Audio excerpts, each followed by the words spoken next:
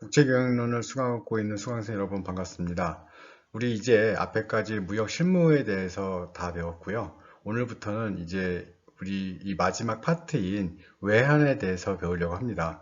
우리가 국제경영론을 공부하는 과정 속에서 과연 기업이 해외 진출해서 해외 소비자들의 그 소비의 패턴, 소비의 하고 싶은, 사고 싶은, 사용하고 싶은 그런 것들 시장 조사를 다 통해서 과연 세계 시장 고객들에게 어떻게 접근할 것인가 고민을 하고, 그 다음에 세계 시장에 걸맞는 그런 프로덕트를 수출을 해서 이제 대금을 받게 되는데요.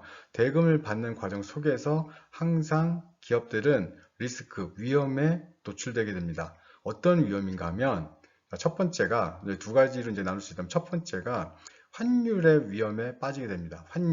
환율이란 것은 교환인데, 우리가 보통 해외 바이어하고 해외 국가와 해외 기업과 거래를 했을 때 원화를 주는 기업들은 없어요. 물론 원화를 주면 굉장히 좋죠. 우리나라의 원화가 세계에서 공통으로 사용되는 기축통화라면 그만한 그 메리트가 없죠.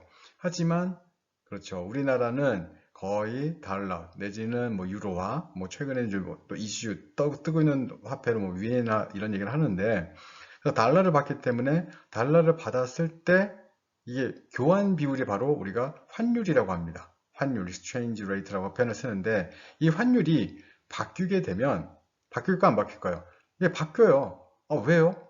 오늘 거기에서 나오는 얘기는 바로 오늘 저는 물건을 보냈지만 돈은 오늘 받지 않기 때문입니다.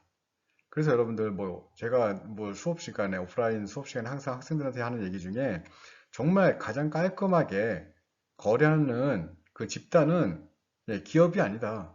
가장 깔끔하게 거래하는 집단은 우리가 보통 말하는 그 조폭, 뭐, 폭력 카르텔 이런 데 마피아, 삼합회 이렇게 얘기를 합니다. 이유는 만나죠.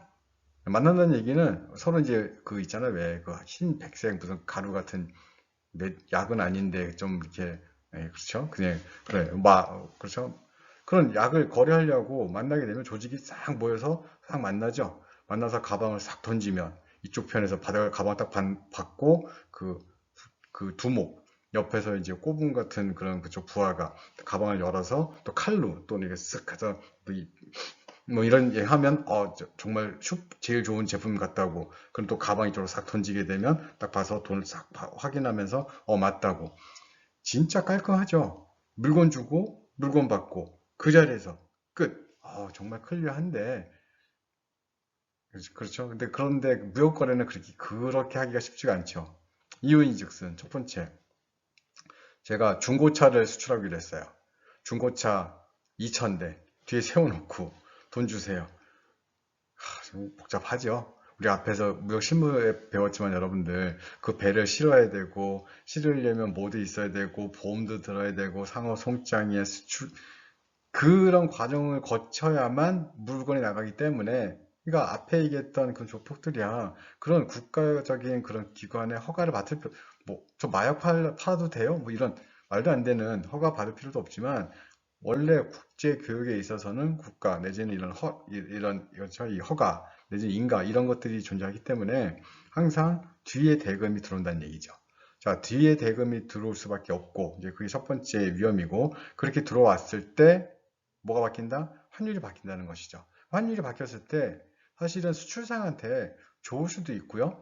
나쁠 수도 있어요. 근데 여러분들 원칙은 수출상한테 좋으면 수입상한테 반대예요.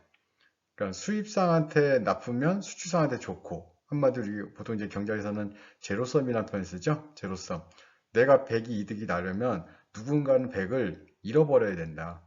그렇죠? 내가 100을 손해봤으면 누군가는 나로부터 100을 얻었다. 이런 뜻이에요. 자, 그러면 예를 들어서 환율이 우리가 보통 이제 공부할 때는 기준을 항상 저는 여기 좀 쓰여 있듯이 1달러에 1,000원을 항상 기준을 잡습니다. 왜? 그냥 쉽잖아요. 여러분들한테 제가 1달러에 765원 해갖고 계산하기 시작하면 복잡해지죠. 간단하게. 그렇죠? 우리가 방향만 찾으면 돼요. 방향. 항상 이런 공부하실 때는 방향이 중요해요. 방향. 왜 방향이 중요하냐면 얼마만큼 간 건 중요하지 않아요. 물론 이제 그게 이제 그 크기들 만들 수 있지만 나중에 나중에 얘기고, 가장 중요한 건 방향이에요, 방향. 그래서 여러분들, 인류가 만든 최고의 도박은 무엇일 것 같아요? 인류가 만든 최고의 도박? 그럼 갑자기 막 소리 지르죠. 저쪽에서 이제 듣는 학생들, 고스톱이야, 샀다야, 막 하는데, 그렇죠. 뭐 고스톱 재밌죠. 뭐 탁탁탁 해서 여러분들, 타짜2. 야, 신세경 멋졌었죠. 22억 8,600만 원인가? 22억 8,600만 원.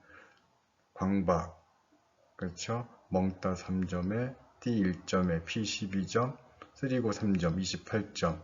거기에 뭐 해서 막 하는데, 아니에요. 섰다. 그 고스톱 아니에요. 섰다도 아니에요. 섰다 보셨죠, 여러분들? 그 타짜 원에서 조승우가 아귀의 그냥 그 손목을. 그런데 실제로 사람이, 그러니까 인간이 만든 최고의 도박은 제가 생각했을 때 홀짝입니다. 홀짝. 홀짝만큼 그거 정말 단순하지만 정말 화끈한 거예요. 왜? 이거 섰다 이런 거 할 때도 여러분들 뭐 땀이 흐른다, 뭐 아귀의 차가운 시선이 뭐 꽂힌다, 등에 꽂힌다, 막 하면 이거 정말 하는데 홀짝은 깔끔하죠. 짜게 2억과 내 손모가지를 건다. 딱 홀이나 야 오한마 때려 끝났어요. 지금 1초 만에. 정말 화끈하죠. 화끈하고로 치면 배팅의 최고봉은 홀짝이에요. 자, 홀짝은 여러분들 확률이 얼마죠? 2분의 1이에요. 2분의 1, 2분의 1. 그래서 뭐 중간이 없어요. 뭐 비기는 게 없어요. 그냥 뭐 아니면 도죠. Go and stop. 그렇죠? 이기는 것, 그러니까 win 또는 지는 것. 그래서 여러분들 환율 게임도 홀짝과 똑같아요. 왜? 올라가면 올라가느냐 떨어지느냐지 그 중간은 없어요. 올라가는 데 배팅, 떨어지는 데 배팅. 자, 1달러에 1,000원 써놨어요. 제가 만일 수출상이라면 제가 달러를 받을 거잖아요. 1달러를 받아서 그걸 바로 쓰지 못하고 은행에서 뭐 해야 된다고요? 교환을 할 때 그쵸? 1달러 옆에 써있는 1,000원이 교환 비율이라는 거예요. 그래서 우리나라에서는 은행에 1달러 갖다 주면 얼마 준다고요? 1,000원을 지금 주고 있어요. 지금 상태에서. 그래서 제가 1달러를 받았는데 언제? 3개월 뒤에. 근데 그 1,000원이 바뀌었을까요? 안 바뀌었을까요? 당연히 바뀌죠. 왜? 변동 환율제니까. 그래서 시장의 상황, 세계 시장의 상황, 뭐 코로나, 코비드 이런 것들, 뭐 경제 여건 그게 다 결정된 게 저 1,000원이라는 숫자로 나타난 거예요. 그래서 3개월 뒤에 코로나가 다 끝났어요. 너무 해피해. 우리나라 사람들만 다 지금 경제가 막 들끓고 있어요. 미국은 뭐 이거 가정입니다. 제가 뭐 희망사항은 아니고요. 미국은 그냥 전 주에서 막 그냥 사람 뭐 아프고 하고 유럽도 아프고 그러니까 한국만 천정적 돼서 한국에서만 물건을 만들고 한국에서만 자동차를 만들고 한국에서만 사람들이 뭐 의약품을 만들고 해갖고 그냥 엄청난 부가 막 하고 있어요. 그러면 보세요 여러분들 1달러가 1,000원과 비교됐었죠. 우리나라의 통화 가치가 어떻게 될까요? 우리가 이렇게 됐을 때는 정말 좋죠. 재밌죠. 그렇죠? 했을 땐 우리는 통화 가치가 높아져야죠. 그러면 저 1달러 살 때 1,000원보다는 많이 줄까요? 적게 줄까요? 이제는 적게 줘도 되죠. 적게 줘도 되죠. 적게 줘도. 그럼 저 숫자가 커질까요? 작아질까요? 1달러에 1,000이라는 숫자가 작아지겠죠. 그게 바로 원화 가치가 높아진 거고 달러 가치가 낮아진 거고 그때 숫자가 낮아졌으니까 우리가 보통 저 숫자가 1,000에서 낮아지게 되면 환율이 하락했고 원화 가치가 상승했고 달러 가치가 하락했다. 이렇게 세 가지 표현인데 다 똑같은 얘기예요. 똑같은 표현. 그렇죠? 자, 1달러가 1,000원에서 500원이 되었다. 그 우리나라 통화 가치가 좋아진 거니까 원화 가치 상승. 그런데 환율은 하락한 거죠. 그리고 달러 가치도 당연히 하락한 거고. 그래서 환율이란 표현과 달러 가치란 표현이 같은 방향성을 가지고 있고 원화 가치만 반대 방향만 있습니다. 여러분들 자세히 보시고 이거 여러분들 헷갈릴 수 있으니까 써놓고 외워보세요. 자, 1달러가 1,000원. 이게 짜잔 1,100원이 되게 되면 뭐가 된다고요? 그래서 우리 원화 가치가 하락한 거고 달러 가치가 상승한 것이고 환율이 상승한 것이죠. 짜잔. 자, 1달러가 900원이 되면 그렇죠? 우리 원화 가치가 상승한 것이고 달러 가치가 하락한 것이고 환율이 하락했다. 지금 왜 11억 써놨냐면 이거예요, 여러분들. 이게 뭐 100원 하니까 여러분들 잘 이해를 안 하시는데, 만일 이게 100만 달러예요. 100만 달러면 100만 달러가 1달러가 1000원일 때는 10억이에요. 그런데 1100원 되면 11억 되죠. 900원 되면 9억 돼요. 자, 여러분들, 제가 봉제 공장을 해요. 봉제 공장 사장님인데 100만 달러어치를 수출을 했어요. 그런데 환율이 100원이 바뀌었어요. 그러면 제가 1억을 얻을 수도 있고 1억을 손해볼 수도 있다는 얘기예요. 정말 무서운 거죠. 그 얼마나 남는다고. 그렇죠? 그 얼마나 남는다고 그 인형 뽑기 그 인형 좀 몇 개 만들어 보냈는데 1억이 막 훅 왔다 갔다 해요. 진짜 그렇죠? 이거 뭐라 그러고 미싱이라면 이거 한번 손 돌리겠죠? 큰일 나요. 다친다고요. 자, 이거는 여러분들 환율은 기업에 있어서는 정말 끝까지 정말 잘 관리를 해야 돼요. 그래서 우리가 이번 시간에서는 환율의 이 정의라든지 이런 부분들에서 공부를 하고요. 아마 다음 회차, 그렇죠? 다음 차수에서 우리가 아마 그 관리하는 선물 옵션 수합에 대해서 아마 배우게 될 겁니다. 여러분들 원래 그것도 어마어마한 기간 동안 공부를 하셔야 되는데, 예, 우리는 맛만 보고 가겠습니다. 1시간 안에. 그래서 우선 오늘은 외환시장의 정의 내지는 구성에 대해서 한번 알아보도록 하겠습니다. 네, 우선 이제 우리가 외환에 대해서 공부하기 전에 화폐부터 한번 이야기해 보려고 합니다. 화폐라는 것이 여러분들 우리가 보통 통화라고 얘기하고요. 여러분들 뭐 지갑 속에 있는 뭐 10,000원짜리, 50,000원짜리, 1,000원짜리 이게 우리가 보통 화폐라고 하죠. 그런데 화폐가 처음부터 그런 종이 모양으로 되어 있지는 않았죠. 그래서 과거에 이 화폐가 발전 이제 해오는 과정 속에서 크게 이제 우리가 5가지 정도로 발전 과정이 있었다고 얘기를 합니다. 첫 번째가 제일 쉬운 게 물건과 물건을 바꾸는 것이죠. 그래서 정말 단순한 건 고등어 2마리 가지고 있는 어부가 산토끼 1마리를 잡은 사냥꾼하고 교환을 하는 것입니다. 그래서 야, 산토끼 줘. 고등어 줄게. 그래, 고등어 오래간만에 먹어볼까? 그래서 고등어랑 산토끼를 이게 바꿉니다. 그럼 물물교환이죠. 물물교환. 그런데 이렇게 교환할 때 항시 좀 어려운 점이 있습니다. 왜 어려운 점이 있냐면 항상 이런 사람을 찾아야 돼요. 내가 고등어 2마리를 가지고 있는데 토끼를 가지고 있는데 코토끼를 먹고 싶으니까 토끼를 가진 사람을 찾아서 제 고등어 2마리를 주고 토끼를 받아와야 돼요.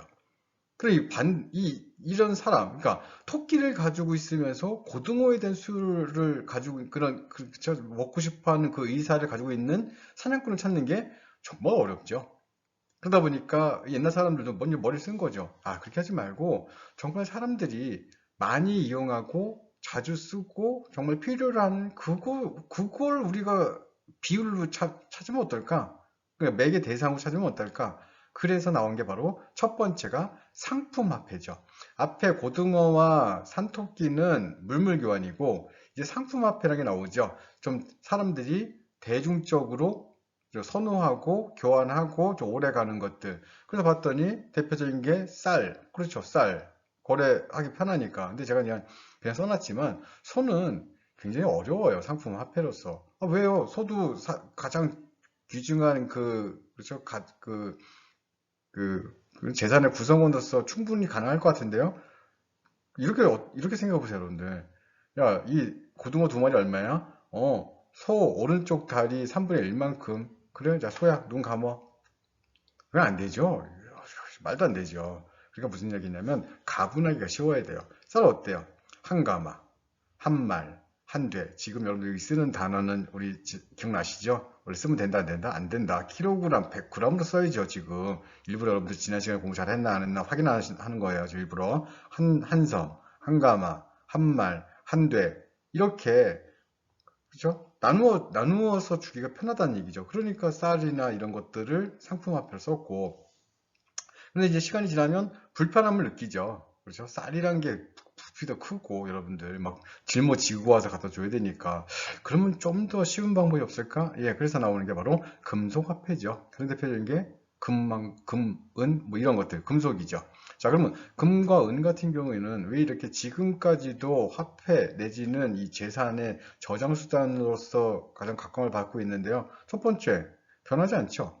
두 번째, 1년에 나오는 양이 거의 정해져 있어요. 그리고 한정돼 있고, 그리고 가격이 그렇게 크게 뭐 급등락하지 않고 뭐 여러 가지 이유 때문에 금이 첫 번째로 금속 화폐, 거기 보시면 이제 칙량 화폐라고 썼는데 칙량은 잰다는 뜻이에요. 그러니까 금의 무게만큼 가치를 부여하겠다. 그렇죠? 그럼 여러분들 화폐, 우리가 지금 쓰고 있는 화폐 5만 원짜리 무게만큼 가치를 그렇죠 부여하는 건 아니죠. 5만 원권은 뭘로 부여해요? 가치를? 그렇죠. 그 앞에 있는 숫자죠. 50000, 50이 4개. 그렇죠? 자, 이게 바로 우리가 보통 이제 뭐 지폐라고 얘기를 하는데 금은 그 무게만큼이니까 칙량화폐라고 하고 그래서 얘도 이제 좀 한정되죠. 그래서 이제 많은 얘기들을 했던 게 뭐가 있냐면 이제 그런 게 있어요, 여러분들. 그죠? 금 얘기 나왔으니까 금에 대해서 이제 금을 그냥 거래하지는 않죠. 왜냐하면 예전에는 뭐 지금도 그렇지만 금을 그냥 거래하게 되면 이런 일이 발생할 것 같아요. 자, 국가에서 이렇게 손톱만한 금은 얼마의 가치가 있다 했는데 사람들이 막 거래하다 보니까 손톱만한 것의 반만큼을 거래하고 싶어요. 그럼 어떻게 될까요? 왜 물르니까 푹 찢어가고 또 반 주고 그러면 나중에 뭐 없어지고 이런 일이 발생하니까 뭘 만드냐면 금속화폐, 금이 함유된 금화를 만들죠. 금화를 만들어서 그래서 이 국민들이 또는 그죠 이 백성들이 사용할 수 있게 보통 이제 국왕 얼굴 들어가고 그죠 이런 통화들은 대부분 그 당시에 뭐 중세시대 때 국가가 만들었으니까 주조했으니까 그러면 이때 여러분들이 꼭 기억하실 게 두 가지가 나오는데 왜 두 가지냐면 보세요 여러분들 금화를 만들었는데 16세기에도 금화를 만들었고 예를 들어서 18세기에도 금화를 만들었어요. 근데 통화되는 그 금화는 똑같아요. 이렇게 생각하시면 되죠. 2012년에 만든 500원짜리, 2013년에 만든 500원짜리. 기억나시죠? 그럼 여러분들, 2012년은 더 가치가 높은가요? 2013년은 더 낮은, 이런 건 아니죠. 근데 똑같이 쓰고 있잖아요. 물론 여러분들 아마 들어보셨지만, 1998년인가? 97년인가? 그 500원짜리 주화는 굉장히 귀하죠. 그럼 이제 없고, 그걸 구하고 싶어 하는 사람들이 많기 때문에, 희소성이 크기 때문에 그런 건 제외하시고, 500원짜리는 500원짜리가 만들어진 연도에 따라서 가치가 부여되진 않아요. 그 숫자만 중요한 거니까. 그런데 16세기, 18세기 예를 들어서 16세기는 아주 경기가 괜찮았어요. 그래서 그 말을 100개를 만들었어요. 예를 들어서 18세기에도 그런데 100개를 만들어야 되는데 더 만들었어요. 100개를. 200개 만든 거죠. 그런데 금의 양은 똑같았어요. 국가가 갖고 있었던 금의 양은. 그러면, 자, 예를 들어서 뭐 전쟁을 하거나, 국왕이 뭐 사치를 많이 하거나, 뭐 즐기거나 해서 돈이 많이 필요한 거죠. 그럼 국왕이 그렇게 많이 쓰나요? 많이 썼겠죠. 예를 들어서 지금처럼 그렇게 뭐 감사를 하거나, 뭐 한국은행에서 하거나, 뭐, 그렇죠. 페드에서 하고 이런 게 아니었으니까. 예를 들어서, 저도 잘 모르겠죠. 중요한 건 그게 아니에요, 지금. 자, 100개를 만들었고, 200개를 만들었어요. 그런데 금의 양은 똑같았어요. 그런데 그 통용되는 통화의 가치는 똑같이 줬단 말이에요. 그러면 색깔이 다른 거 아니죠? 그 바보입니까? 국왕이 색깔 똑같이 하겠죠. 색깔 똑같이. 그렇죠? 무게 똑같이, 모양 똑같이 했는데 이제 금의 함량만 차이를 준 거죠. 금의 함량만. 그러면 여기 보세요, 여러분들. 거래되는 그 금화의 가치는 거래되는 금화의 가치는 똑같아요. 그런데 금의 함량은 누가 더 높은가요? 그렇죠. 당연히 얘가 더 높죠. 16세기 금화가. 그러면 사람들이 알까요, 모를까요? 이 금화의 이 내면에 있는 금화 속의 내면에 있는 금의 양을 알까요, 모를까요? 그 녹였는데 어떻게 합니까? 사람은 귀신이에요. 귀신. 기가 막히게 알죠, 또. 그렇죠. 유레카. 자, 아니까 사람들이 자기 왼손에는 16세기 금화, 오른손에는 18세기 금화가 있어요. 뭘 쓸까요? 그렇죠. 당연히 오른손에 있는 18세기 금화를 써요. 16세기 금화는요. 야, 이거 18세기 금화에 얘가 18세기 금화에 비해서 16세기 게 금이 두 배 들어있대. 써요, 못 써요? 못 쓰죠. 뭐 할까요? 그렇죠. collect.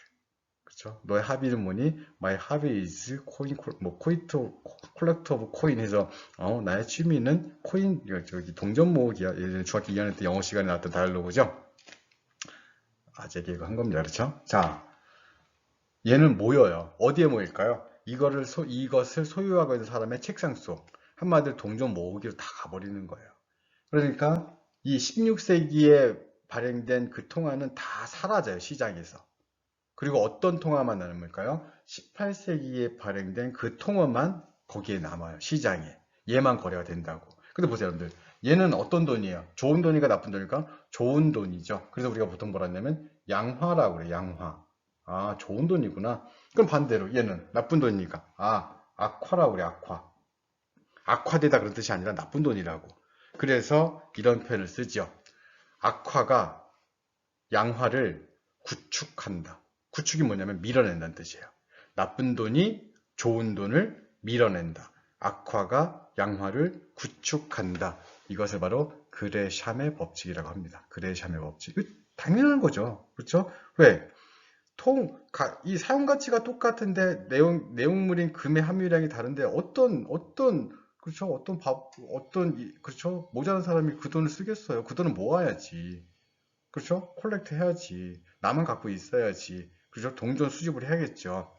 자, 이게 첫 번째 그레샴의 법칙이고 또 하나 알아야 될 게 뭐가 있냐면 지금 여러분들 지금 우리가 이제 법정화폐 얘기할 텐데 법정화폐는 여러분들 세계 갖고 있는 현금이죠. 그렇죠? 현금이에요. 그러면 자 이제 그 얘기 한번 들어볼게요, 여러분들. 우리나라 통화 중에 그렇죠? 우리는 가끔 이제 이런 뉴스가 나와요. 어떤 뉴스가 나오냐면 그렇죠? 뭐 가리봉동에 사는 뭐 고물상 할아버지가 오늘도 구속되셨습니다. 이유는 10원짜리를 녹이셔서요. 10원짜리 녹이면은 구속되나요? 그렇죠? 한 개 녹이면 구속은 안 되죠. 그까짓 거 얼마나 된다고. 많이 녹으셨어요. 많이. 왜 많이 녹이셨는데요? 이 할아버지가 녹이신 10원짜리는 요즘에 여러분들 10원짜리 거의 받을 일이 없죠. 근데 예를 들어서 요즘에 10원짜리 괜히 조그맣잖아요. 동그랗게 갖고 이렇게 막 좀 가볍고. 그런데 기억나시죠? 옛날 10원짜리. 두툼해서 이게 큰 거, 동그란 거. 어후, 이게 또 돈이 돼요. 왜 돈이 되냐면 우리나라 통화 중에 5만원짜리, 만원짜리, 5천원, 1,000원, 그 다음에 500원, 100원, 50원, 10원. 그렇죠? 이 통화 중에 자기의 그 사용가치, 자기가 쓰는 사용가치, 10원은 10원만큼의 사용가치가 있는 것이고, 500원은 500원만큼의 사용가치가 있는 것이고, 1,000원은 1,000원만큼의 사용가치가 있어요. 그런데 이걸 만드는 데 드는 비용, 이걸 우리가 보통 주조가치라고 해요. 주조가치. 5만원짜리 보이는 그 물건을 만드는 비용, 이게 주조가치예요. 쓸 때는 5만원이라는 가치가 딱 느껴지죠. 아, 이 5만원이면은 학생 식당에 밥이 몇 번이고, 뭐, 그렇죠? 뭐, 내가 뭐, 아이패드에, 저기 뭐, 펜슬을 사려면 이 5만원짜리가 4장이 있어야 되고, 이런 계산을 한단 말이에요. 그런데 이 5만원짜리를 만드는 비용과, 그렇죠? 만원짜리를 만드는 비용이 5배 차이가 날까요? 전 아니라고요. 절대 그렇지 않죠. 당연히, 뭐가 달라요? 첫 번째, 인물이 다르잖아요. 사실 인물은 왕이 더 세죠, 킹이. 그렇죠? 초상권은 킹이 더 세지, 만원짜리가. 또, 오히려 이 색깔이 다르잖아요. 녹색 잉크가 더 비쌀 수도 있잖아요. 무슨 얘기인가 하니, 만원짜리나, 5만원짜리나, 1,000원짜리나, 만드는 비용은 제가 좀 무식하다고 얘기할 수도 있겠지만, 그 만드는 제조 비용은 그렇게 크게 차이 나지 않을 것 같아요.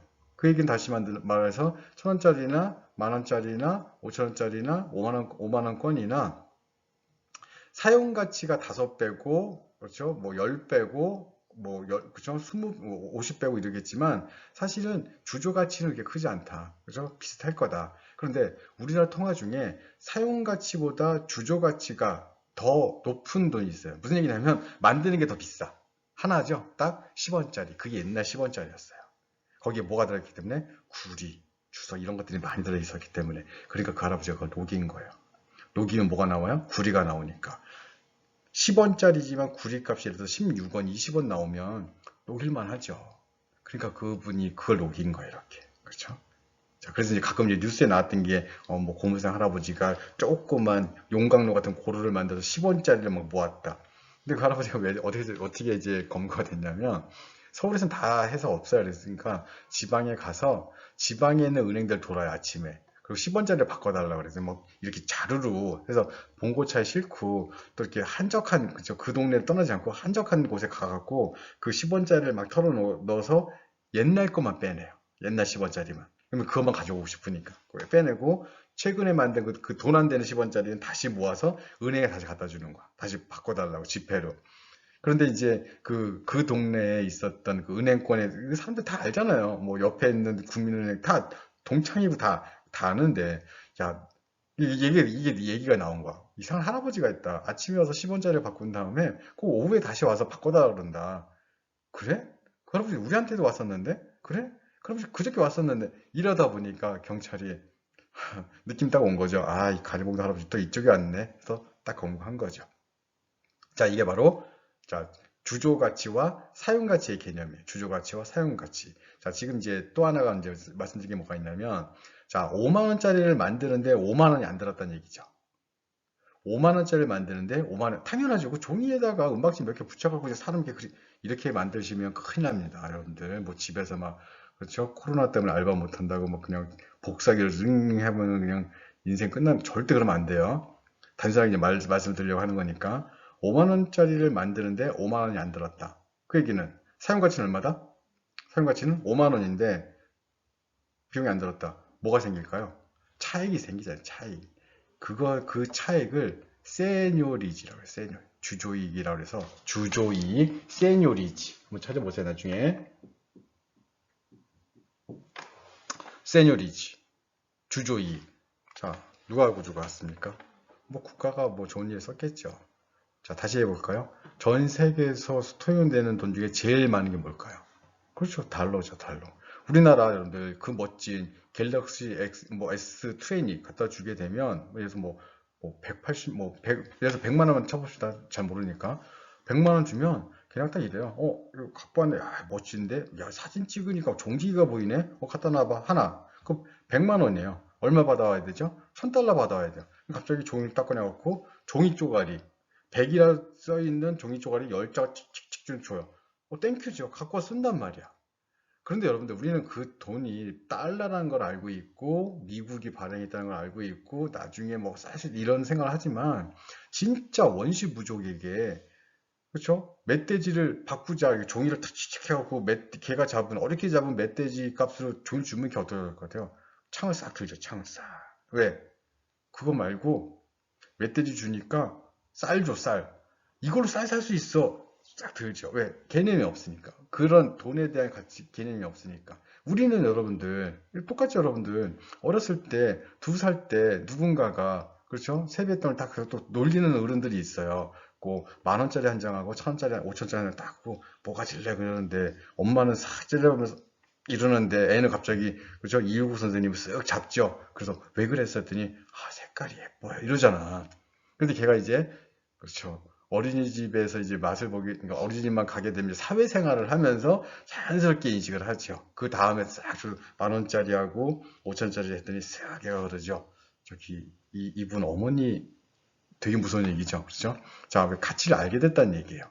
자, 그래서 여러분들, 세뉴리지, 주조이익은, 그렇죠. 발행한 그 사람이, 그죠. 그 국가, 갖게 되는데, 달러가 지금 그래서 가장 부러운 거죠. 엄청난 주조이익을 지금 챙기고 있잖아요.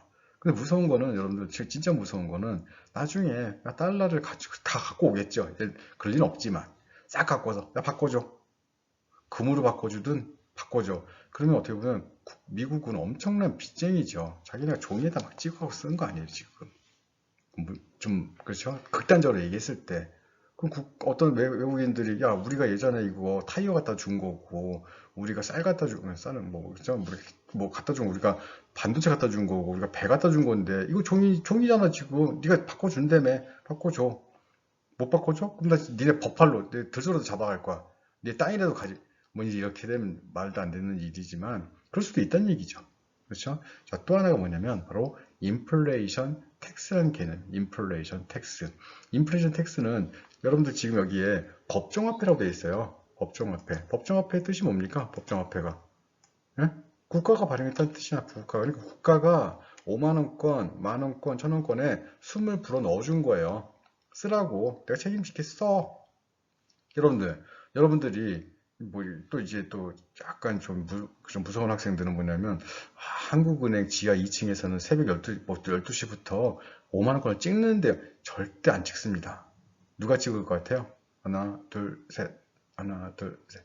예, 조폐공사라는 곳이 있잖아요. 조폐공사. 조폐공사에서 돈을 찍어요. 그곳에서 일하시는 분들, 5만 원권, 만 원권, 천 원권이 돈을 보일까요? 아니죠. 그냥 물건이죠. 그곳에서 여러분들 한국은행으로 이 돈을 배달하시는 분들, 그게 돈으로 보일까요? 돈으로 보이면 도망가고, 돈으로 안 보이니까 일이 힘든 거예요. 그 벽돌 같은 걸 막 날라야 되잖아요. 물론 이제 기계가 다 하겠지만, 자, 국가가 화폐의 가치를 불어넣었어요. 무슨 얘기냐면, 조폐공사에서 들어온 돈이 거기서 나가게 되면 그건 화폐가 아니에요. 어디를 들어갔다 나와야 돼요? 그렇죠. 한국은행에 들어갔다 나와야 주문자죠. 한국은행이 조폐공사 전화해서 여기 조폐공사죠. 여기 한국은행인데요. 5만 원권 20만 장 하고요. 이번에 만 원권 별로 괜찮을 것 같아요. 충분하니까 1,000원권 5만 장만 찍어서 보내주세요. 물건이죠, 물건.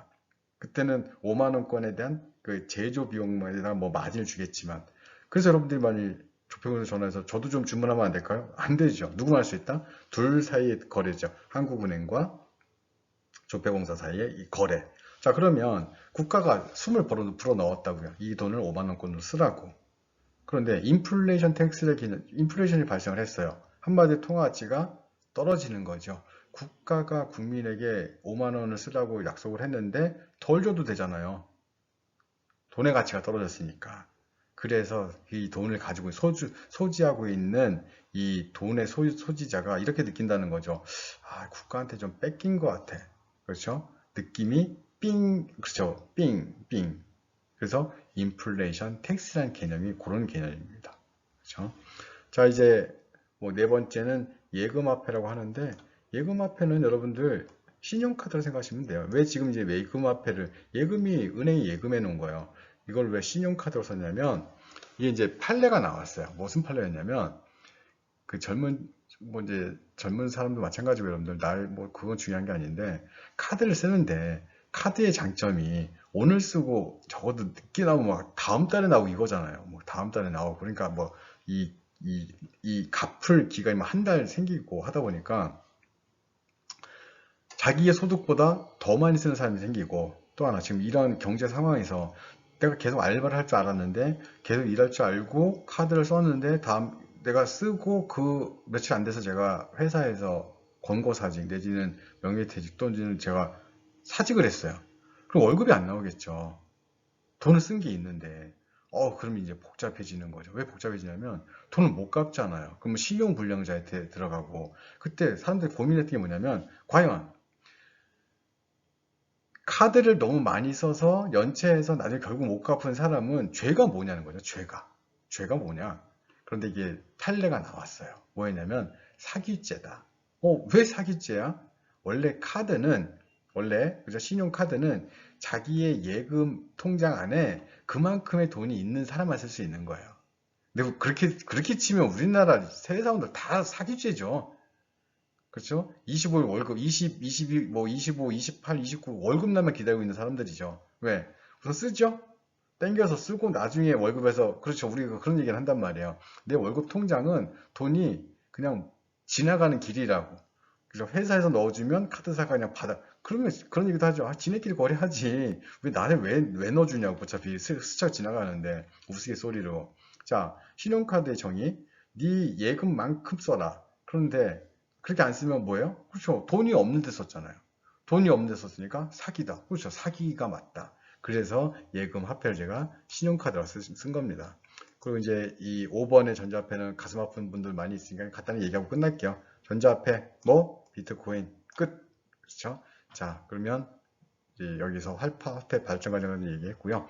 그럼 이제 이 통화가 어떤 기능을 하는지 대해서 한번 확인해 보도록 하겠습니다. 네, 화폐의 기능에 본원적 기능과 이제 그 기타 기능이 있는데요. 본원적 기능은 크게 두 가지입니다. 교환 수단, 그렇죠? 교환 수단. 이 화폐를 가지고 물물교환이 굉장히 불편하다고 했었잖아요. 왜? 고등어 2마리를 가지고 있는데 산토끼를 가지고 있는 고등어 먹고 싶은 사람 찾아야 되니까. 굉장히 불편하죠. 그러니까 그를 뭘로 바꿔요? 고등어를 화폐로, 산토끼를 화폐로. 가지고 바꿔서 그 화폐를 가지고 산토끼를 사고 고등어 2마리 사면 얼마나 편리하겠습니까? 그렇죠? 거기다가 소액 분할까지.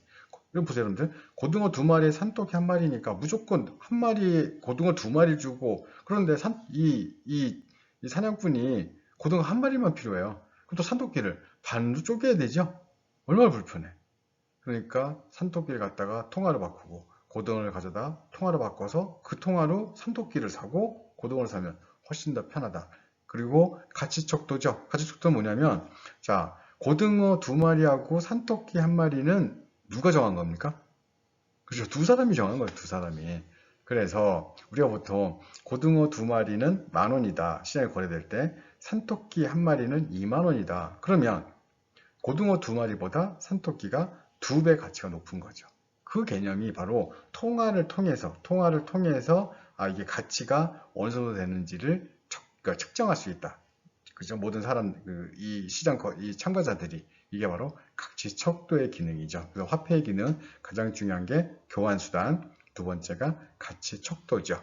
그러면 통화에 파생적인 기능이 한 3개 정도 나오는데요. 세 번째가 바로 가치저장수단이에요. 가치저장수단은 뭐냐면 고등어를 가지고 있는데 산토끼는 내일 모레 먹고 싶어요.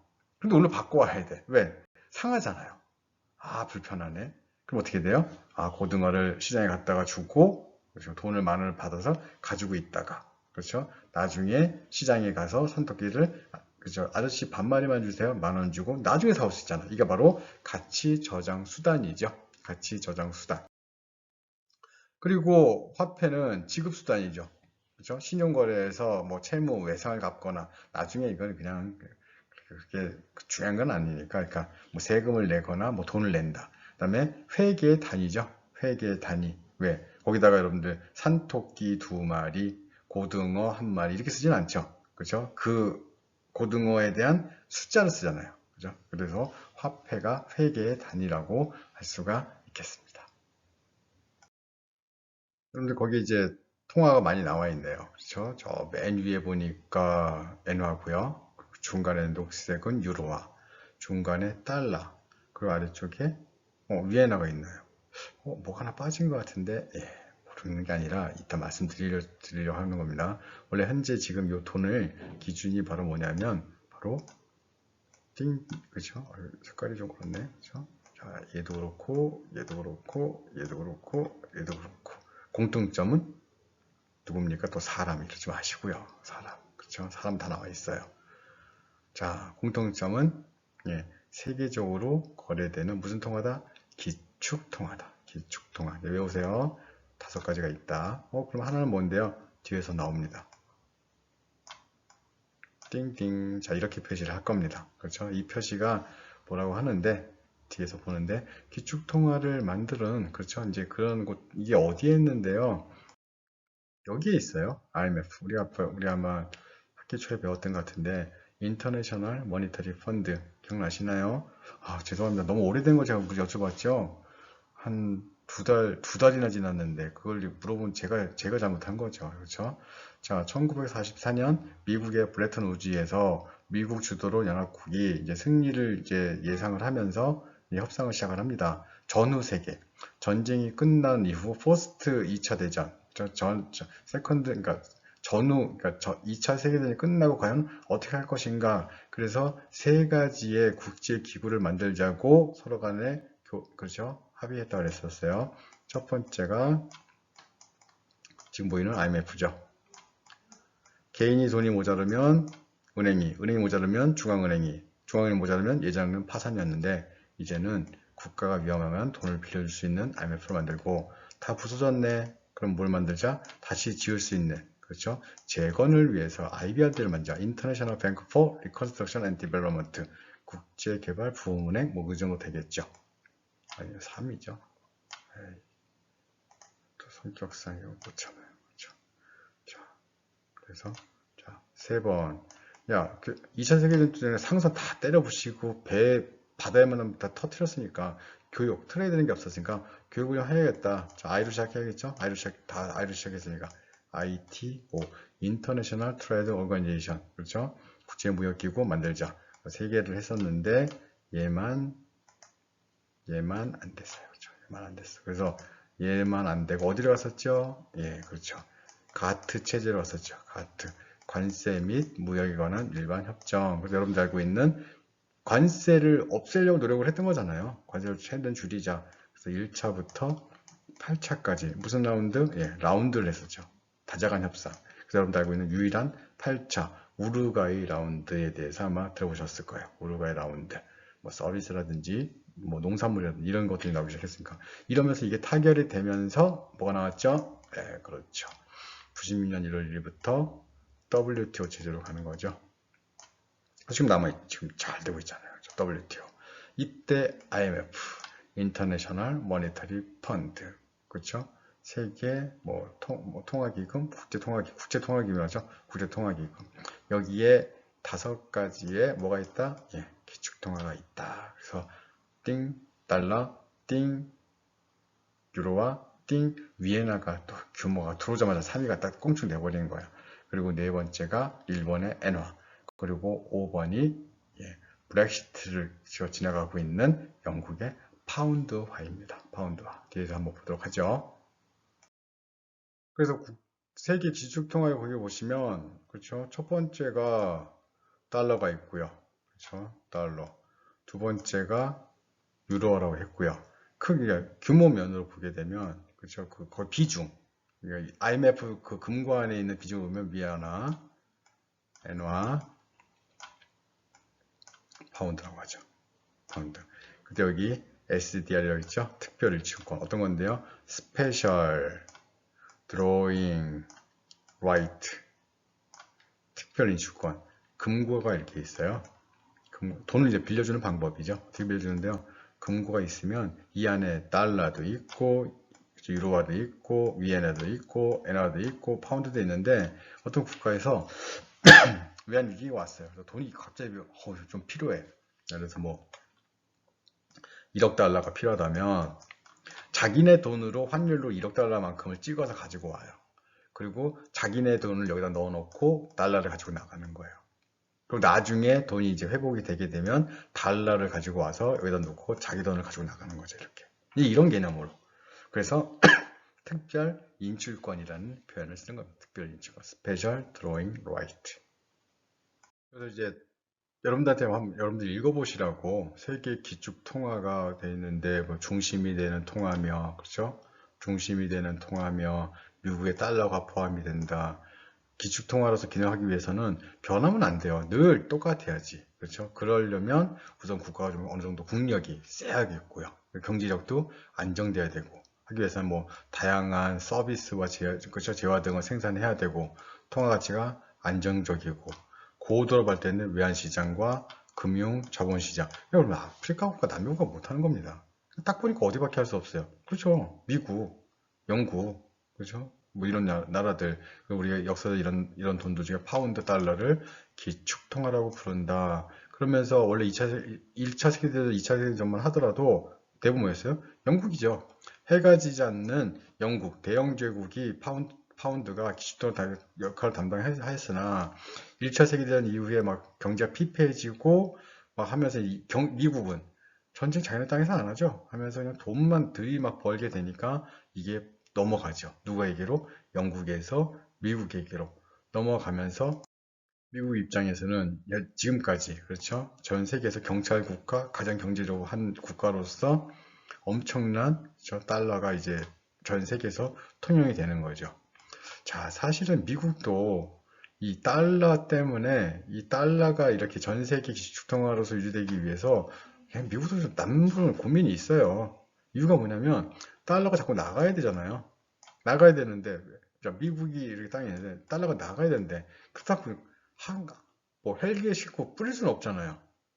그렇죠. 나가야 되는데 그럼 어떻게 나가야 될까? 물건 뭐 달러를 수출합니까? 그건 안 되죠. 그게 무슨 얘기냐면 수출, 즉 무역을 통해서 달러가 자연스럽게 나가겠구나. 한마디로 미국은 달러를 내보내야 돼요. 그러면 미국은 자연스럽게 수입을 많이 할까요? 수출을 많이 할까요?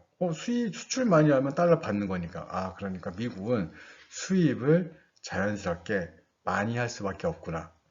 그렇죠? 수입을 많이 할 수밖에 없구나. 미국의 수입의 양이 점점 많아지게 되면 뭐 미국의 노동자들은 일자리 없어지는 건 당연한 거고요. 그래서 대표적으로 무역이 적자가 많이 발생하겠죠. 그런데 또 적자를 없애면 된다, 안 된다? 안 되는 거죠. 달러가 나가야 되는데. 그래서 그걸 뭐라고 하냐면 바로 트리핀 딜레마라고 하죠. 트리핀 딜레마. 자, 이제 우리가 이제 그런 내용들을 이제 썼는데 사실은 요거 보려고 여태까지 제가 지금 가지고 온 거예요. 기축통화가 갖춰야 될 조건, 경제력이죠. 세야 되고, 안정적이어야 되죠. 그 다음에 금융시장이 발전돼야 되고, 전 세계 어디에서나 교환대리처럼들 미국을 그렇게 미워하고 그렇게 막 처단해야 된다고 소리치는 누구도 테러리스트도 그렇죠? 인질에 대한 몸값은 뭘로 달라고 그래요? 그렇죠. 달러로 달라고 그러죠. 그게 어떻게 보면 아이러니죠. 아, 그렇죠. 미국 나쁜 놈들, 그렇죠. 저놈들 다 죽여야 되는데, 그래서 하면서도 뭘로 줄까? 달러요. 그렇죠. 왜? 그만큼 미국의 달러가 통용이 되고, 그렇죠. 안정적이고, 그리고 전 세계에서 교환할 수 있는 통화이기 때문에 달러가 가장 대표적인 기축 통화가 그렇죠. 기축 통화로서 자리를 잡고 있다고 말씀드릴 수가 있겠습니다. 네, 그래서 이 사진은 결국 이 사진 때문에 바꾼 거죠. 바로 파운드죠. 파운드. 엘리자베스 2세 여왕. 여기 달러도 있고요. 여기 위에나도 있고, 뭐 홍콩 달러도 있고.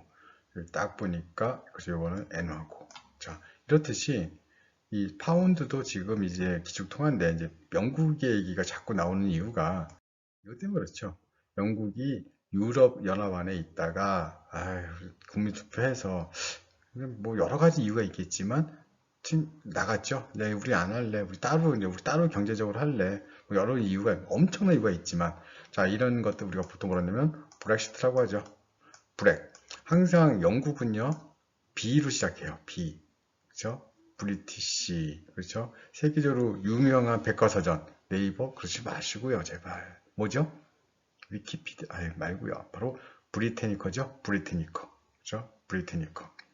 자, 그래서 영국은 세계적으로 가장 부강한 국가였는데 어느 정도 2차 세계대전 좀 지나가면서 이제 미국한테 힘을 조금 부족하니까 항상 2인자 국가가 되어 있었는데 이 브렉시트에 대해서는 여러분들이 한번 알아보실 필요가 있어요. 이유가 왜 그러냐면 이제 이 유럽 연합 안에서 했었던 교육과 스스로 해야 되는 이 교육의 이 차별점이 굉장히 크거든요. 그러다 보니까 영국이 과연 그런 얘기도 뭐 기분 좋은 얘기지만 이런 얘기 했었어요. 영국의 그 행정가들이나 학자들이 만일 영국이 브렉시트를 통해서 나온다면 기존의 EU, 유럽 연합과 한 FTA는 의미가 없죠. 영국은 따로 해야 돼요. 그때 영국이 제일 먼저 FTA를 해야 될 나라는 한국이다. 이거 굉장히 기분이 좀 묘했어요. 굉장히 좋았고. 아무튼 영국의 이 브렉시트에 대해서 여러분들이 한번 꼭 찾아보도록 하시고요. 왜 어떻게 됐는지, 어떤 문제가 있어서 이렇게 나오게 됐는지, 그럼 어떤 장점과 어떤 단점이 있을 것인지. 이 국민 투표했을 때 그게 표차가 그렇게 크지 않았어요. 그럼에도 불구하고 이제 찬성이 돼서 브렉시트가 됐는데, 자, 그래서 이제 전 세계적으로 뭐 달러라든지 금도 통용이 되고 바로 요 돈이죠. 가장 요새 이제 좀 경제적으로 세지고 있는 나라 중에 하나인데 이 나라의 돈이 그렇죠? 미국의 뭐 달러를 위협한다고 하긴 하지만 모르겠어요.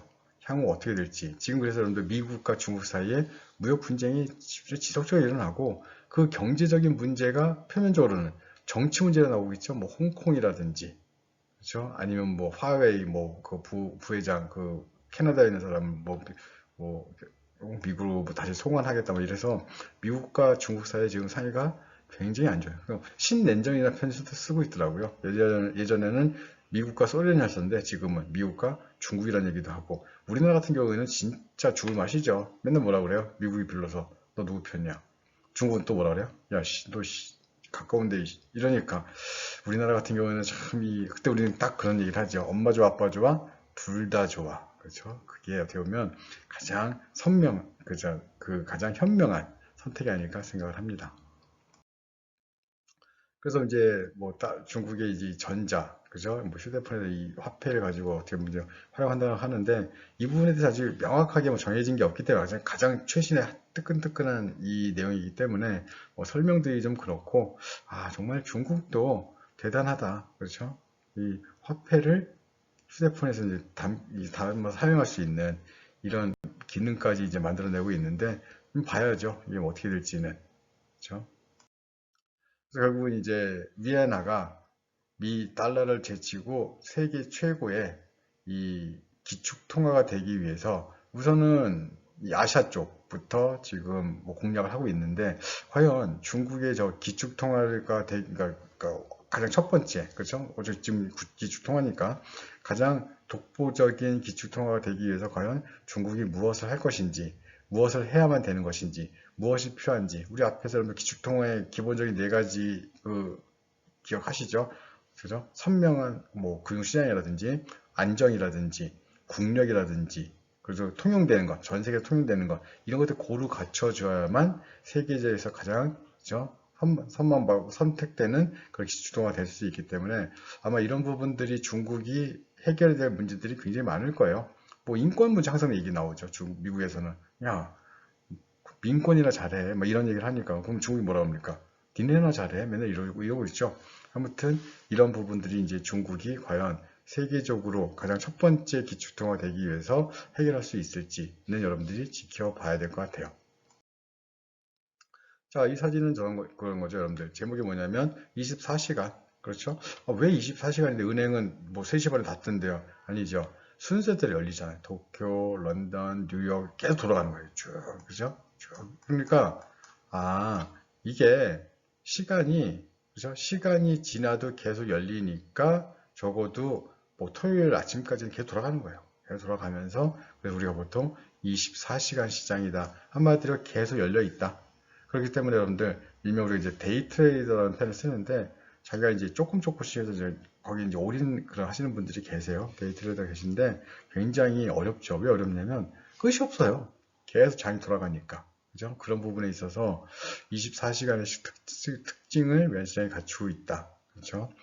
자, 그래서 여러분들 이제 외환거래 형태를 좀 보시면 고정환율제도 그냥 딱 정해진 거죠. 뭐 아마 북한 정도이지 않을까. 딱 1달러에 자기네 돈 얼마. 그러니까 이제 그런 얘기를 하죠. 북한에서는 외환시장에서는 달러가 돌아다니지 않는다. 다 어디에 있다? 일명 장마당에 있다고 그러죠.